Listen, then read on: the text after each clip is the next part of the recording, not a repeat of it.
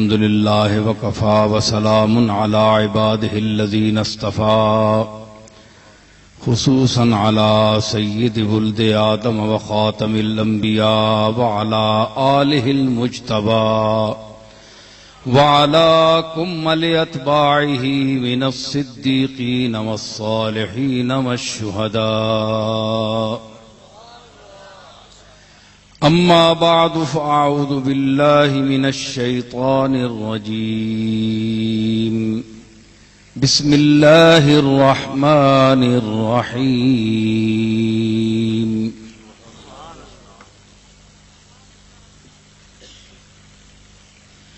إنا نحن نزلنا الذكر وإنا له لحافظون. صدق الله مولانا العظيم. إن الله وملائكته يصلون على النبي يا أيها الذين آمنوا صلوا عليه وسلموا تسليما. اللهم صل على سيدنا ومولانا محمد وبارك وسلم وصل عليه.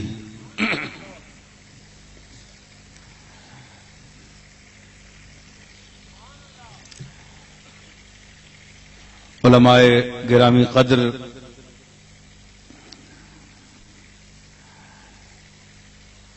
سامعین ذی وقار، دور دراز سے تشریف لائے ہوئے وہ حضرات جو اس محفل میں ذوق شوق حاصل کرنے کے لیے اور اپنے قلوب میں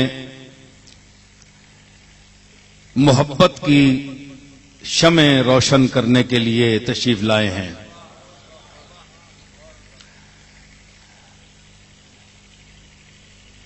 گجر خان اور اس کے مضافات میں مجھے اکثر دعوت دی جاتی ہے. یوں تو سلسلہ دعوت بڑا طویل ہے، تو میں نے گزشتہ سال بھی یہ کہا تھا کہ میرے جد امجد حضرت بابو جی رحمت اللہ علیہ کے مرید خاص حاجی مظہر الحق مرحوم کی یہ سالانہ محفل ختم اور ایصال ثواب یہ منعقد ہوتی ہے، اور ان کے صاحبزادے حافظ شکیر الحق اور جمیل الحق لندن سے ہر سال آتے ہیں. تو میں یہ سمجھتا ہوں کہ اس حوالے سے جو حضرات میری کچھ باتیں سننے کا شوق رکھتے ہوں تو وہ تشریف لے آیا کریں. انشاءاللہ جب تک زندگی ہے اللہ تعالی خیر رکھے تو انشاءاللہ یہ محفلیں قائم رہیں گی. تو ہر جگہ جانا ذرا مشکل ہوتا ہے، تو ایک بھرپور پروگرام ہونا چاہیے، اور میں یہی کہتا ہوں کہ گجر خان میں کم از کم یہ محفل اس کو آپ ہمیشہ یاد رکھیں. 11ویں شریف حضرت پیران پیر رحمت اللہ تعالی علیہ کے 11ویں شریف کے بعد 6 یا 7 دن کے بعد یہ ہمیشہ یہ پروگرام رہتا ہے. اس کو اللہ تعالی جب تک قائم رکھے گا اس کی مرضی ہے. تو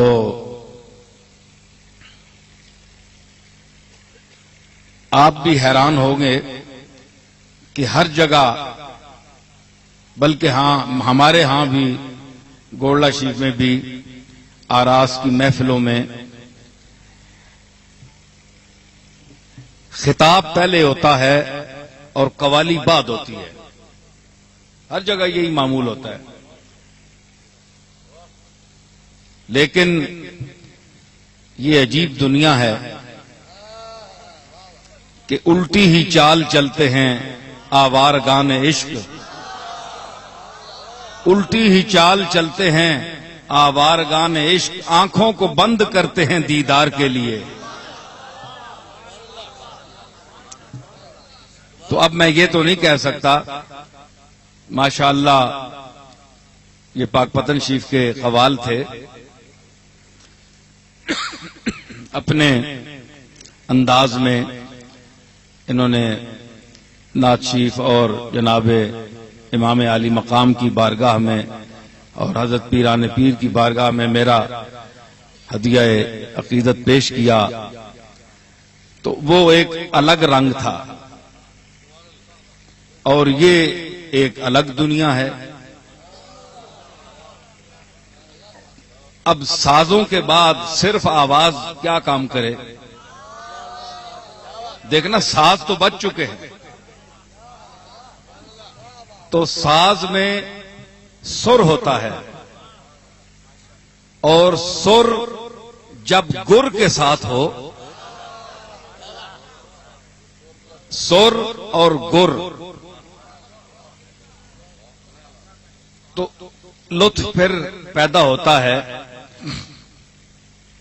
میں یہ سمجھتا ہوں کہ میرا یہ مجمع گجر خان اور اس کے مضافات سے اور دور دراز سے، گجرانوالا سے، کھاریاں سے، دھوریا سے، امتیاز شاہ صاحب اور بڑے بڑے احباب دور سے آئے ہیں،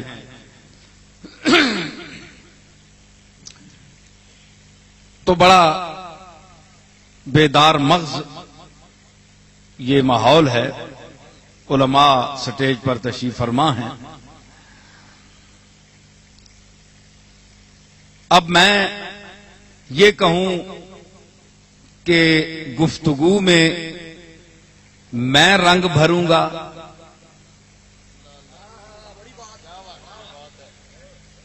یا وہ رنگ بھرے گا جو خود بے رنگ ہے؟ گفتگو میں کائنات کے ہر چیز میں رنگ بھرنے والی ذات وہی ہے۔ مجھے آنے سے پہلے فون پر عبد الباقی کہہ رہا تھا کہ موسم ذرا خراب ہے، تو اللہ تعالی فضل فرمائے، کچھ بادل کے آثار ہیں۔ میں نے کہا اس بات کو چھوڑ دو، یہ بارش برسانے والا بھی وہ ہے اور روکنے والا بھی وہی ہے۔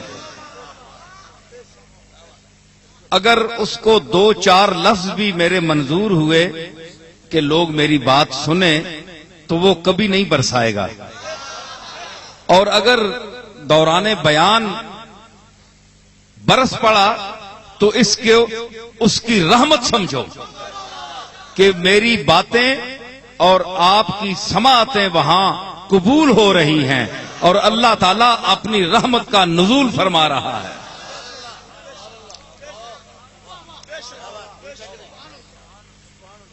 یہ اسی کے ہاتھ میں ہے سب کچھ، کائنات کا ذرہ ذرہ، ہر چیز اس کے ہاتھ میں ہے۔ ہمیں صوفیاء نے، بزرگوں نے یہی سکھایا۔ میرے جد امجد حضرت بابو جی رحمت اللہ علیہ ہر وقت ہر لمحہ اللہ کا نام لیتے تھے، مالک کا نام لیتے تھے، اور خود کو ایک عاجز بندہ، ایسا عاجز بندہ جس کا وزن، جس کی قیمت تنکے کے برابر بھی نہیں، اس کی بارگاہ میں وہ اپنے آپ کو اس طرح عاجزی کے ساتھ پیش کرتے تھے۔ اور جب گفتگو ہوتی تھی، کوئی مسئلہ آ گیا، کوئی الجھن آ گئی، تو اس وقت جس محبت اور بھرپور انداز سے وہ اپنے مالک کا ذکر کرتے تھے، تو ہمیں تو سمجھ نہیں آتی تھی، بچپنا تھا اور عقل تھوڑی تھی، اور جن کی عقل اب بھی تھوڑی ہے وہ اس بات کو نہیں سمجھ سکے۔ بالغ ہونے کے باوجود بھی جن کی عقل اب تک غافل ہے، سوئی ہوئی ہے، وہ یہ نہیں سمجھ سکے کہ اس کائنات کا مالک کون ہے۔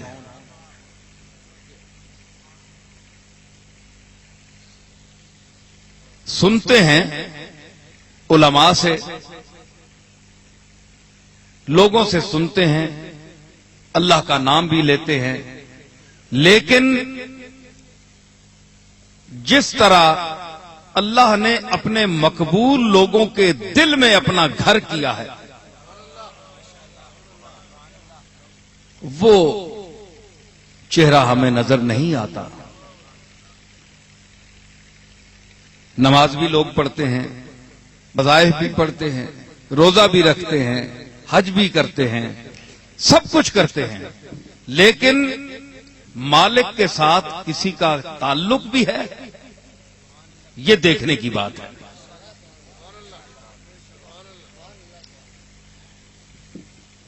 اصل یہی بات ہے، اور میں نے اس موقع پر جو آیت کریمہ تلاوت کرنے کا شرف حاصل کیا ہے،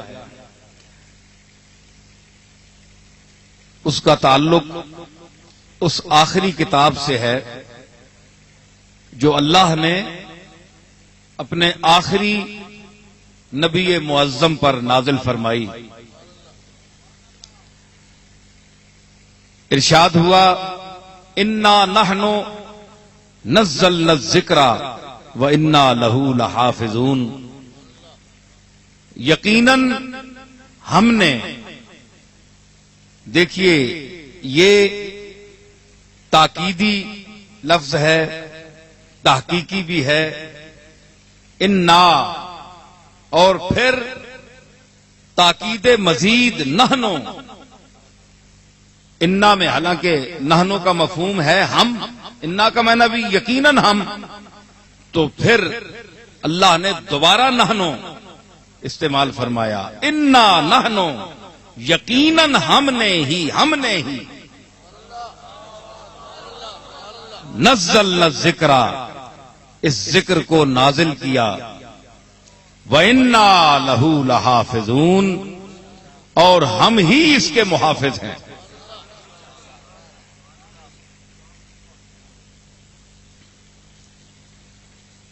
قرآن مجید کی عظمت، رفعت، فصاحت و بلاغت اس مختصر وقت میں بیان کرنا بہت ناممکن ہے، بلکہ ساری عالم انسانیت کی زندگی اگر صرف ہو جائے، قیامت تک، ازل سے ابد تک کا یہ فاصلہ ملے، وقت ملے، اور زبان بھی ہو، بیان بھی ہو، علم بھی ہو، سب کچھ ہو، پھر بھی قرآن مجید کی عظمت اور اس کے علوم پر کوئی شخص عبور رکھنے کا دعویٰ نہیں کر سکتا۔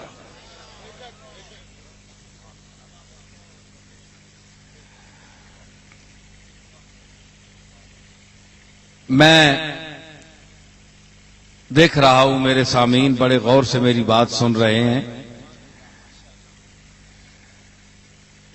قرآن مجید کی نسبت سے آج کل اخبارات میں جو خبریں شائع ہو رہی ہیں اور اس مقدس کتاب کی بے حرمتی جس انداز میں کی گئی ہے، یقیناً وہ ذات جو اس کی محافظ ہے وہ خود ان کو کیفر کردار تک پہنچائے گی۔ میں قرآن مجید کے حوالے سے مختصر سی میں نے بات کی ہے، اس لیے کہ اس کو جتنا پھیلایا جائے پھر بھی کم ہے۔ سفینہ چاہیے اس بحر بے کراں کے لیے، اس کی نہ کوئی اول ہے نہ کوئی آخر ہے.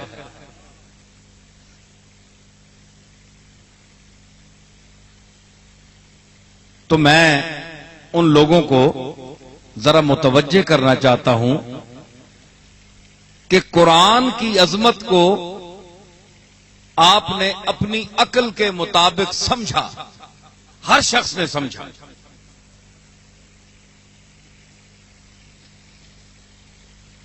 تو قرآن کی عظمت کو جس نے جتنا سمجھا، آج دیکھ لیں کہ ہر اس دل میں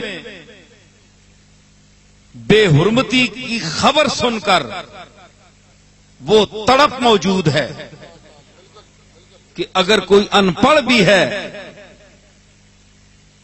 قرآن نہیں پڑھا، جو صرف وضو کر کے اس کو چھوتا ہے، اس کو چومتا ہے، اس کی مقدس سطریں تلاوت نہیں کر سکتا تو دیکھ لیتا ہے، اس کی عزت کرتا ہے، اس کی تکریم کرتا ہے، اس کو اللہ کا کلام سمجھتا ہے، اس پر یقین رکھتا ہے، اس کا ایمان غیر متزلزل ہے، اس کے دل میں بھی آج غیرت کی شمع روشن ہے. مرنا تو ہے ایک دن، لیکن اگر زندگی قرآن مجید کی عظمت اور اس کے ناموس کے حوالے سے اگر ہماری زندگی قبول کر دی جائے، ہماری قربانی قبول کر لی جائے، تو اس سے بڑھ کر امت محمدیہ کے لیے اور کیا باعث فخر ہو سکتی ہے بات.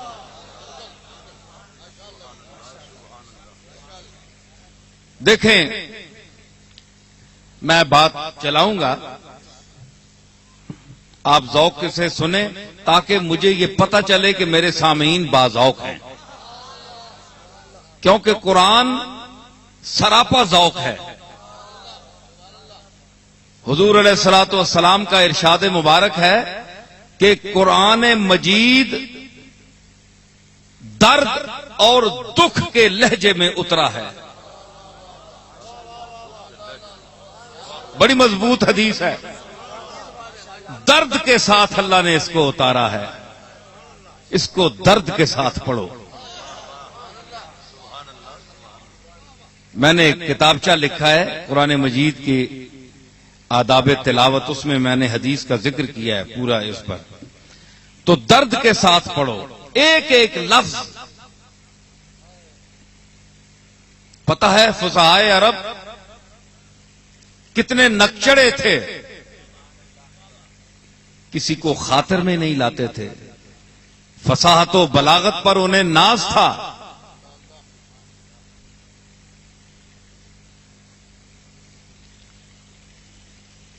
قص بن سعد الایادی ایک بہت بڑا فصیح عرب گزرا ہے.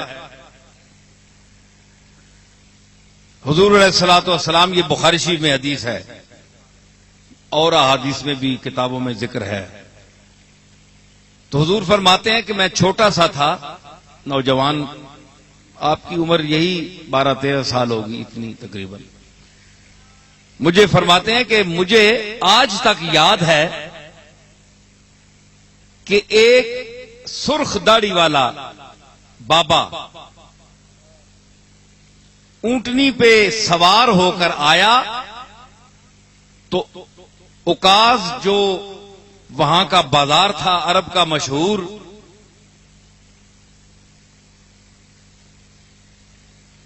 مکہ شریف سے مشہور شہر ہے، کیا نام ہے اس کا؟ طائف. طائف میں اوکاز بازار لگتا تھا سال بعد، اس میں وہ قص بن سعد الایادی آیا. تو فصحائے عرب تقریریں کرتے تھے، فصاحت و بلاغت کے جوہر دکھاتے تھے. تو بازار تو لگتے تھے، لیکن بازار سودا سلف لینے کے لیے وہ لوگ نہیں آتے تھے، اپنی قابلیت بیان اور زور بیان کو ثابت کرنے کے لیے وہاں تقریریں ہوتی تھی، مقابلہ ہوتا تھا. حضور فرماتے ہیں کہ وہ جب اونٹنی پر بیٹھ کر آیا تو اس نے بے ثباتی دنیا پر مختصر سا خطبہ دیا کہ دنیا فنا ہے، بڑے بڑے اکاسرہ اور جبابرہ، بڑے بڑے لوگ، بڑے بڑے پیسے والے، دولت والے آج نیست و نابود ہو گئے، وقت کی چکی نے انہیں پیس کر رکھ دیا، آج ان کا کوئی نام و نشان نہیں ہے۔ کچھ اپنے خاندان والوں کو مخاطب کر کے کہا کہ میرے جو خاندان کے عادی والے لوگ ہیں، آج تمہارے وہ فرعون سرشت اور حامان تبا بڑے بڑے اکابر کہاں گئے جن کے پاس بڑا پیسہ تھا، بڑی دولت تھی، بڑا عروج تھا، وہ کہاں گئے؟ تو بڑا میں نے وہ جملے بھی اس کے کیا جملے ہیں، سبحان اللہ، اتنے اعلی جملے کہ ان کا جواب ممکن نہیں۔ تو حضور فرماتے ہیں کہ میں بھی اس بازار میں لوگوں کی اس بھیڑ میں کہیں پیچھے بیٹھا ہوا تھا۔ دیکھیں ہے جی، تو قص بن سعد الایادی کو کیا پتا ہے، اس کو کیا پتا تھا کہ اس میری جو مخاطبین ہیں اس بھیڑ میں کون ہستی بیٹھی ہے جو افصح العرب والعجم ہے۔ حضور فرماتے ہیں کہ میں کم سن تھا، میں عام بھیڑ میں بیٹھ گیا، میں نے خطبہ سنا، تو جب مدینہ منورہ میں آپ کا عروج کا دور آیا اور اپنے مقررہ وقت پر جس طرح سورج طلوع ہوتا ہے اور شباب پر آیا آپ کا آفتاب نبوت، تو اس وقت اسی فصیح آدمی کے قص بن سعد الایادی کے خاندان کے لوگ حضور کے ہاتھ پر بیعت کرنے اور مسلمان ہونے کے لیے آئے۔ تو جب آپ نے ان کا نام سنا نا تو حضور کو اپنے بچپن کا دور یاد آ گیا۔ تو حضور نے فرمایا کہ مجھے آج تک یاد ہے کہ وہ بابا جب اونٹنی پر بیٹھ کر آیا اور اس نے خطبہ دیا تھا تو آج تک مجھے اس کے لفظ نہیں بھولے۔ تو آپ نے فرمایا کہ اللہ اس پر رحمت کرے، حضور نے فرمایا کہ اللہ قص بن سعد الایادی پر رحمت کرے۔ حالانکہ رحمت کا مستحق وہ ہوتا ہے جو مشرک نہ ہو۔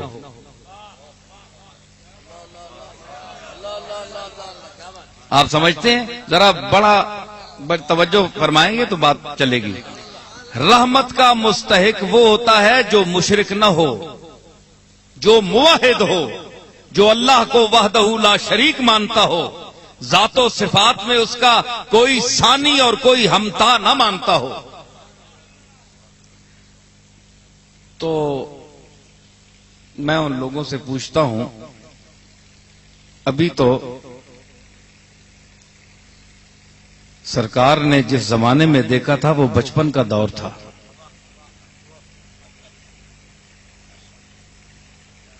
بچپن کا دور تھا، تو جب آفتاب نبوت نصف النہار پر پہنچا اس کے لوگ آئے خاندان کے، تو حضور نے ذکر فرمایا اور رحمت بھیجی۔ بھائی رحمت اگر علم کے بغیر بھیجی، سوچنے کی بات ہے، اگر رحمت قص بن سعد الایادی پر علم کے بغیر بھیجی تو ایک نبی محمل کام کیسے کر سکتا ہے جس کا اسے خود بھی پتہ نہیں؟ اللہ کے ہاں وہ پکڑا ہوا ہے اور نبی صلی اللہ تعالی علیہ وسلم اس پر رحمت بھیج رہے ہیں۔ میں آپ سب حضرات کو متوجہ کرتا ہوں، میں کوئی ایسی عقیدت کی بات نہیں کروں گا کہ جس میں آپ کہیں کہ آپ محض اپنے کملی والے کی تعریف کر رہے ہیں، آپ کے پاس دلیل کوئی نہیں ہے۔ میں دلیل پیش کر رہا ہوں، حدیث پیش کر رہا ہوں، اور میں آپ کو دعوت فکر دے رہا ہوں کہ اگر سرکار کو پتہ نہیں ہے، نہیں تھا کہ قص بن سعد الایادی کا اس وقت قبر میں کیا حال ہے، وہ معذب ہے یا مغفور ہے، اس کو عذاب دیا جا رہا ہے یا اللہ نے چھوڑ دیا ہے۔ آپ مدینہ منورہ بیٹھے ہیں اور وہ اپنے گاؤں سینکڑوں میل دور دفن ہے، تو حضور نے رحمت کیوں بھیجی؟ سوچیں بھائی، آپ کسی کو، اپنے کسی عزیز کو، کسی اپنے دوست کے، بزرگ کو، یا اپنے ماں باپ کا ذکر کرتے ہیں، استاد کا، پیر کا، تو آپ کو پتا ہوتا ہے کہ یہ مسلمان تھا، اس کا قرآن و سنت پر ایمان تھا، اس لیے رحمت بھیجتے ہیں، حالانکہ آپ کا علم حتمی نہیں ہے،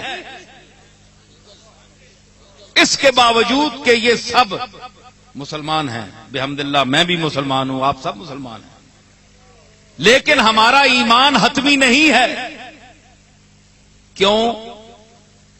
کہ جو خاتمہ ہے، خاتمے، نتیجہ خاتمے پر ہوگا کہ میرا آپ کا خاتمہ کیسا ہوا۔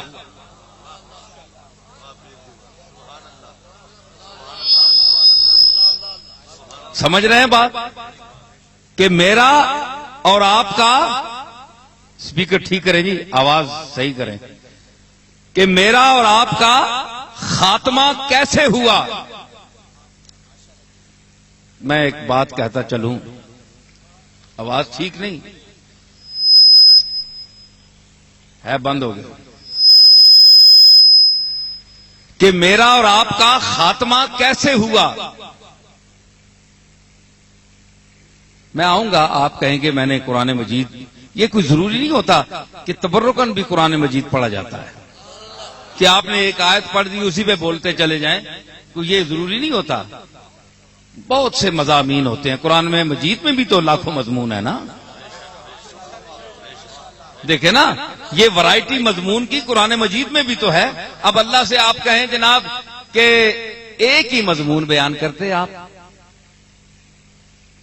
لاکھوں مضامین ہیں، جو ضرورت ہے وقت کی، جو قیامت تک انسان کو ضرورت پڑ سکتی ہے، قرآن مجید میں وہ باتیں مذکور ہوئیں، اور اس دور کو جو ضرورت ہیں وہ میں چیزیں پیش کرنا چاہتا ہوں، وہ ساتھ ساتھ چلتی آئیں گی اور پیش ہوتی جائیں گی، تو وقت کی ضرورت کے مطابق بولنا چاہیے۔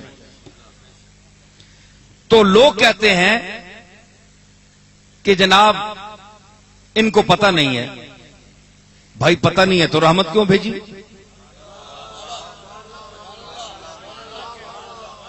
بھائی آپ کو تو پتہ ہے، اپنے بزرگوں پر بھی رحمت بھیجتے ہیں، ماں باپ پر بھی بھیجتے ہیں، حالانکہ آپ کو ان کے خاتمے کا پتہ نہیں ہے، آپ علم یقین نہیں رکھتے، اس لیے جو کفار ہیں، یاد رکھیے مسئلہ ہے کہ جو کافر بھی دنیا سے چلے گئے، آپ نام لے کر ان پر لعنت نہیں بھیج سکتے، لعنت نہیں بھیج سکتے، نام لے کر، نامزد کر کے، لعنت اللہ علی الکاذبین، جھوٹوں پر اللہ کی لعنت، ٹھیک ہے، لیکن نامزد کرنا، نام لے کر لعنت بھیجنا، یہ منع ہے۔ کیوں؟ آپ کو کیا پتا کہ آخری لمحے وہ مسلمان ہو گیا ہو؟ جو ہندو سکھ ہے، دوسرے مذہب کا آدمی ہے، بظاہر ہمیں پتا ہے کہ یہ مشرک ہے، لیکن جب وہ مر گیا تو شریعت اجازت نہیں دیتی، وہ کہتی ہے کہ نام لے کر لعنت نہ بھیجو۔ کیوں؟ یہ حال اللہ بہتر جانتا ہے، کہ ہو سکتا ہے کملی والے کا کلمہ پڑھ لیا ہو، اللہ کی توحید کا اقرار کر لیا ہو، تم کیا پاس تھے؟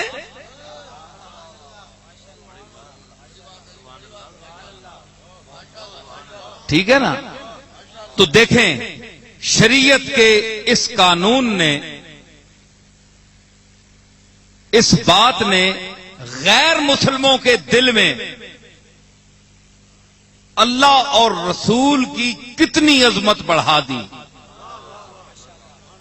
کہ جن کو ہم اور آپ کم علمی کی وجہ سے دور پھینکتے ہیں، مشرک سمجھتے ہیں، نجس سمجھتے ہیں، ان کو اللہ اور رحمت رسول نے، اس کی وسعت نے اپنے دائرے میں لے لیا، فرمایا کہ نہیں، ان کو گالی نہیں دے سکتے، لعنت نہیں بھیج سکتے، تم نام لے کر نہیں۔ ہاں، وہ لوگ جن کے جن کے خاتمے کا علم ہے، انجام کا پتہ ہے، اس پر صرف اللہ لعنت بھیج سکتا ہے نام لے کر، یا کفر کی تصدیق کر سکتا ہے اللہ کر سکتا ہے، یا جناب محمد الرسول اللہ صلی اللہ تعالی علیہ وسلم تصدیق فرما سکتے ہیں، کیونکہ آپ کا براہ راست اللہ سے تعلق ہے۔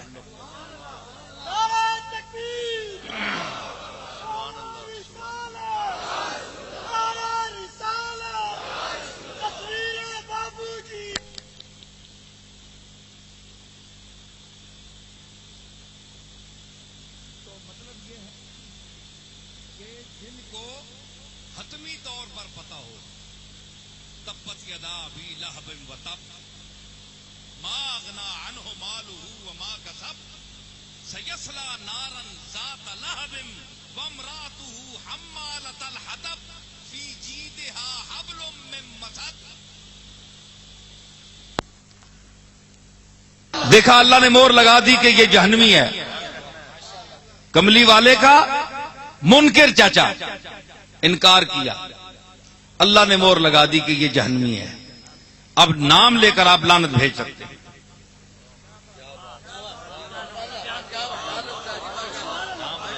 نام لے کر لعنت بھیج سکتے ہیں، کیونکہ اللہ نے اسے کافر قرار دے دیا ہے۔ لیکن آج کا مشرک جب مر جائے، آپ نام لے کر لعنت نہیں بھیج سکتے، کیونکہ آپ کے پاس علم نہیں ہے۔ خدا جانے آخری وقت دروازہ کھل گیا ہو،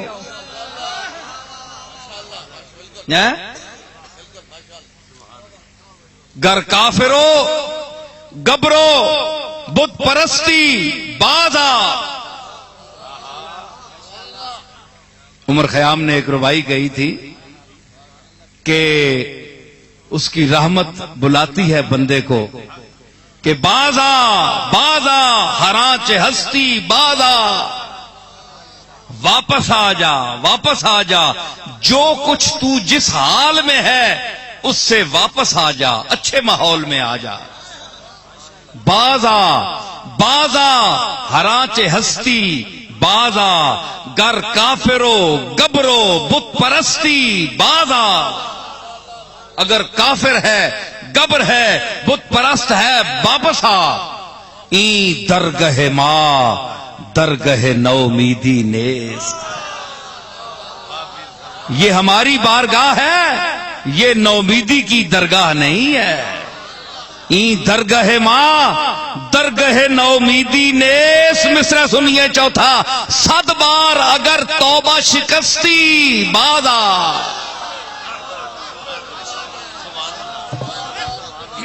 100 بار بھی اگر تو نے توبہ کر کے توڑ دی ہے پھر بھی قبول ہے۔ اگر ہمارے دروازے کی طرف آتا ہے تو ہم لے لیں گے تجھے۔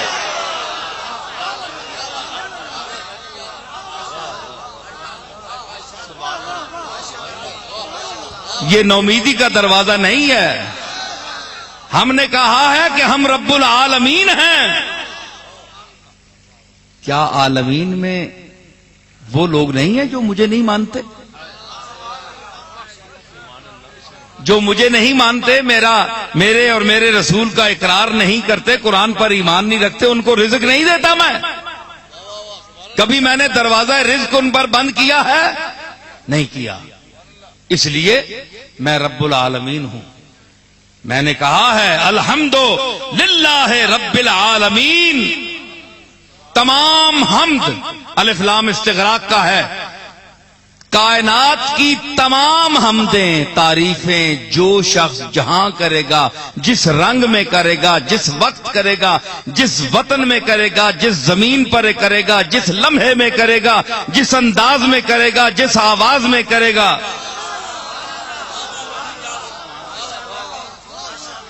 جس کے سامنے کرے گا، جن لفظوں سے کرے گا، جس کیفیت سے کرے گا، جس نہج پر کرے گا، جس طور سے کرے گا، جس انداز سے کرے گا، جس لہجے سے کرے گا، جتنی کرے گا،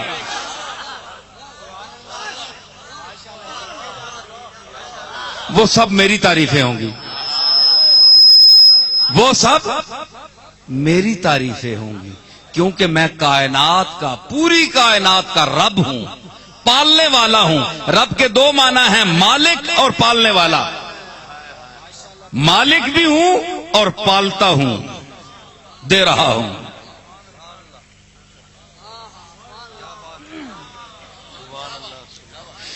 رزق پر کس کے پلتے ہیں شاہ و گدا، رزق پر کس کے پلتے ہیں شاہ و گدا، مسندار آئے بز میں عطا کون ہے، مسندار آئے بز میں عطا کون ہے، رزق پر کس کے پلتے ہیں شاہ و گدا، رزق پر کس کے شاہ و گدا، مسندار آئے بز میں عطا کون ہے، ارے بزم مسندار آئے بز میں عطا کون ہے، اور جھولیاں سب کی بھرتی جاتی ہیں، ارے دینے والا نظر نہیں آتا۔ مسندار آئے بز میں عطا کون ہے، مسندار آئے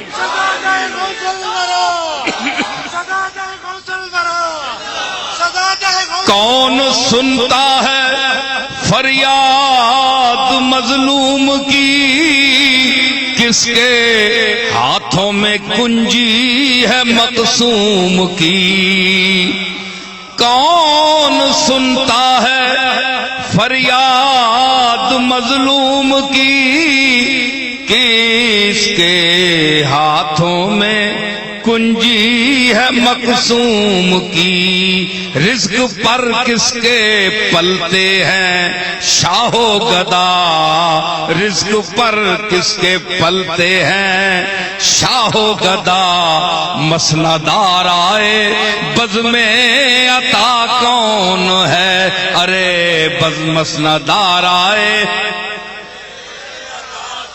آپ کو رزق کون دے رہا ہے، عوام کو رزق کون دے رہا ہے، شاہ وقت کو رزق کون دے رہا ہے، مشائخ کو رزق کون دے رہا ہے، مریدوں کو رزق کون دے رہا ہے، مسندار آئے بز میں عطا کون ہے، مسندار آئے،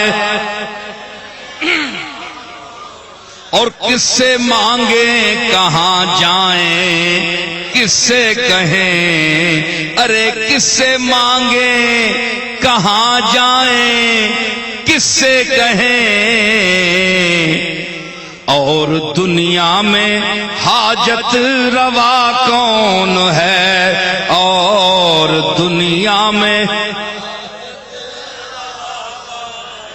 کس سے مانگیں کہاں جائیں، کس سے کہیں، اور دنیا میں حاجت روا کون ہے، سب کا داتا ہے تو، سب کو دیتا ہے تو، سب کا داتا ہے تو، سب کا داتا ہے تو، سب کا داتا ہے تو، سب کا داتا ہے تو، سب کا داتا ہے تو، اور سب کو دیتا ہے تو، تیرے بندوں کا تیرے سوا کون ہے، تیرے بندوں کا سب کا داتا ہے تو، سب کو دیتا ہے تو، تیرے بندوں کا کون مقبول ہے کون مردود ہے، بے خبر کیا خبر تجھ کو کیا کون ہے. کون مقبول ہے کون مردود ہے بے خبر. کیا خبر تجھ کو کیا کون ہے. جب تلیں گے عمل سب کے میزان پر. جب تلیں گے عمل سب کے میزان پر. تب کھلے گا کہ کھوٹا کھرا کون ہے. تب کھلے گا کہ کھوٹا کھرا کون ہے. مجھے یاد آگے اپنی میں نے حمد کہی تھی اللہ کی بارگاہ میں کہ اہل فکر و نظر جانتے ہیں تجھے. اہل فکر و نظر جانتے ہیں تجھے. ارے کچھ نہ ہونے پہ بھی مانتے ہیں تجھے.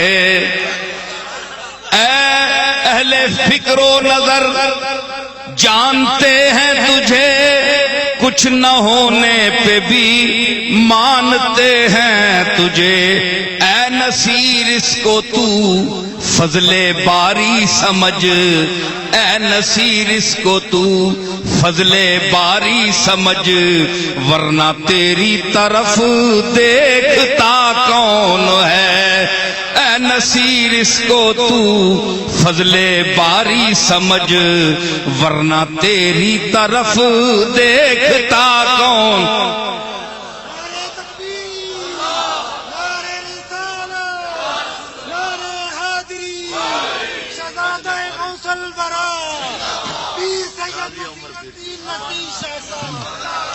میں نے ورنہ تیری طرف دیکھتا کون ہے. میں نے دیکھا دائیں طرف اس طرف اس طرف نظر ڈالی. اس طرف اس طرف نظر ڈالی. عمر یوں ہم نے ختم کر ڈالی. اس طرف اس طرف نظر ڈالی. اسی طرح عمر ختم ہوتی ہے نا. صبح انسان اٹھتا ہے شام تک ادھر ادھر دیکھتا رہتا ہے. عمر یوں ہم نے ختم کر ڈالی.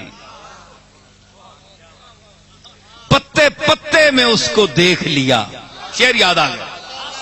پتے پتے میں اس کو دیکھ لیا. ڈالی ڈالی پہ یوں نظر ڈالی.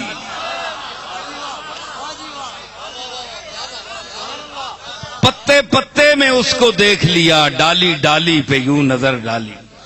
تو ہمارے منشی فضل صاحب پاک پتن شریف سے حضرت بابا صاحب فرید گنج شکر رحمت اللہ علیہ کے پڑوسی ہیں. تو میں نے ان کو دیکھا تو مجھے بابا صاحب کی ایک بات یاد آ گئی. تو میں نے کہا تھا نا کہ اے نصیر اس کو تو فضل باری سمجھ. ورنہ تیری طرف دیکھتا کون ہے. تو کون ہے. تیری کیا حیثیت ہے. تیری اوقات کیا ہے. تو کچھ بھی نہیں ہے. یہ تو اس کا کرم ہے مالک کا کہ اس نے ایک محفل کو دیوانہ بنا رکھا ہے. وہ یہ تو اس کا فضل ہے. تو مجھے کوئی گھمنڈ نہیں ہے. میں تو اس کی بارگاہ میں جھکتا ہوں کہ مالک میں تو کچھ بھی نہیں ہوں. میری حیثیت ہی کچھ نہیں. یہ تو تیرا کرم ہے. تیرا کرم ہے. نگاہ یار جسے آشنائے راز کرے.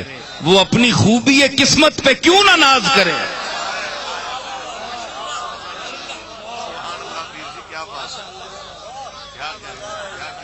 ورنہ تیری طرف دیکھتا کون ہے. اس پر حضرت بابا فرید کی ایک بات مجھے یاد آ گئی. بابا صاحب بڑے تنگ ہو گئے کہ دنیا مجھے چین سے بیٹھنے نہیں دیتی اور اللہ کی یاد نہیں کرنے دیتی. حضرت نظام الدین اولیاء آپ کے خلیفے تھے, مرید تھے. صابر کلیری رحمت اللہ علیہ, مولانا بدر الدین اسحاق اور بڑے بڑے مشائخ علماء حلقہ ارادت میں شامل تھے. اور اس محفل میں حاضر تھے تو ایک ملنگ کھڑا ہوا تھا. بڑی عجیب بات ہے. تو بابا فرید کے دل میں یہ خیال آیا، بات نہیں کی کسی سے، بات نہیں کی، خیال آیا کہ کتنی دنیا ہے مجھے چین سے اللہ کی یاد بھی نہیں کرنے دیتی، میں کہیں جنگل میں اپنا بسیرا بناؤں گا، وہاں جاؤں گا، یہ مخلوق سے میں تنگ ہوں۔ اتنا خیال آیا، ایک منٹ، خیال آیا، بڑے بڑے مشائخ بیٹھے ہیں، سلطان المشائخ بیٹھے ہیں، بڑے بڑے آلہ، تو ایک جو ملنگ بوسیدہ سے کپڑے اور ظاہر اس کا بڑا پھٹا گلا اور گندا تھا، میلا تھا، لیکن اندر کی دنیا کچھ اور تھی۔ بابا صاحب نے خیال کیا تو خیال پر وہ مطلع ہو گیا۔ خیال، آپ بیٹھے ہیں، آپ کیا سوچ رہے ہیں مجھے کیا پتا، میں کیا سوچ رہا ہوں آپ کو کیا پتا، لیکن خیال آیا تو وہ ملنگ جو درویش تھا اللہ کا مقبول، اس کو رومی نے اسی مقام پر کہا تھا کہ بندگان خاص علام الغیوب،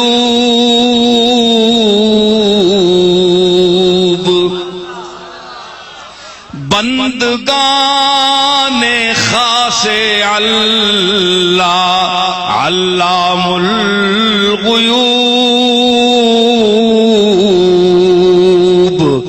در جہان جان جواسیس القلوب،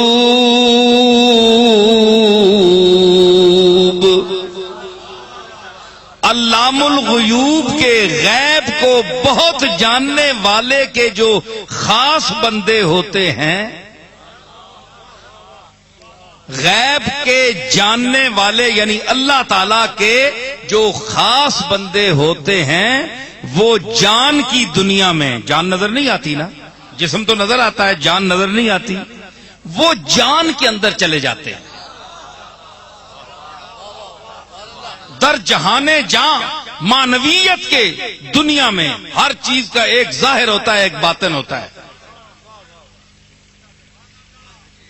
جی، تو وہ جسم تو ٹھوس چیز ہے، وہ جان کی لطیف دنیا میں اتر جاتے ہیں اور دل کی جاسوسی کرتے ہیں کہ یہ سوچ کیا رہا ہے۔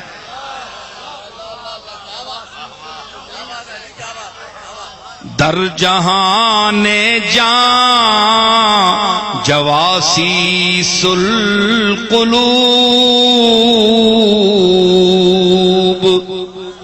عارفین نے کہا ہے، بڑے بڑے لوگوں نے کہا ہے کہ عالم کی محفل میں بیٹھو، کوئی چوٹی کا عالم بیٹھا ہو تو اپنی زبان پر قابو رکھو،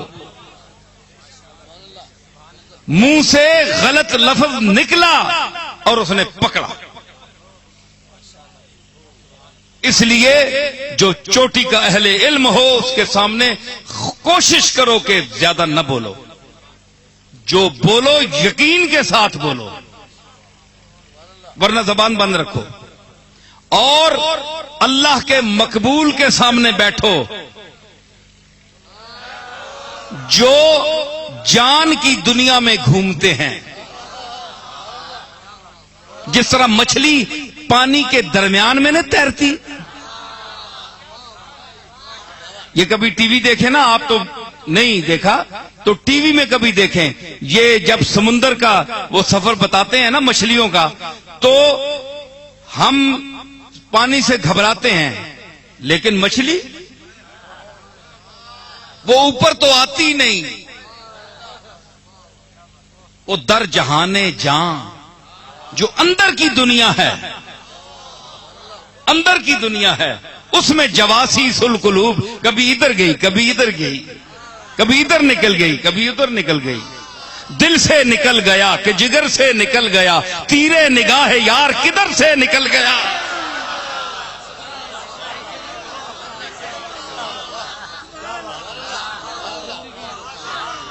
تو مچھلی کبھی ادھر چلی جاتی ہے، کبھی ادھر، گھر ہے اس کا،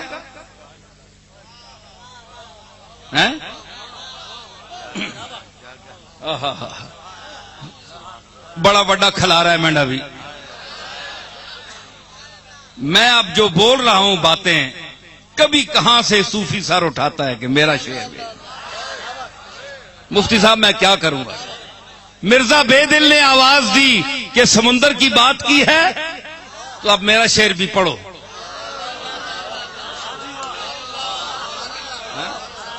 شعر میرا پڑھو کہ غر کے وحدت باش اگر آسودہ خواہی زیستن، اگر آرام اور چین کی زندگی بسر نہ کرنا چاہتا ہے تو اللہ کی وحدانیت کے سمندر میں غوطہ مار غرق ہو جا۔ اگر آرام سے سکون کی زندگی جینا چاہتا ہے تو توحید کے سمندر میں غرق ہو جا۔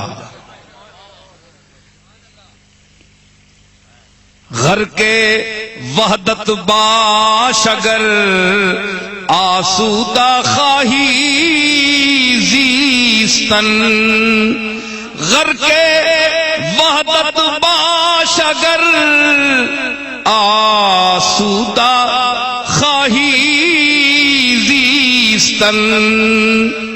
دیکھیے مثلا دیکھیے، ماہیاں را ہرچے باشد غیر دریا آتش است، ماہیاں را ہرچے باشد غیر دریا آتش است، ہاں غیر دریا آتش، ہاں غیر دریا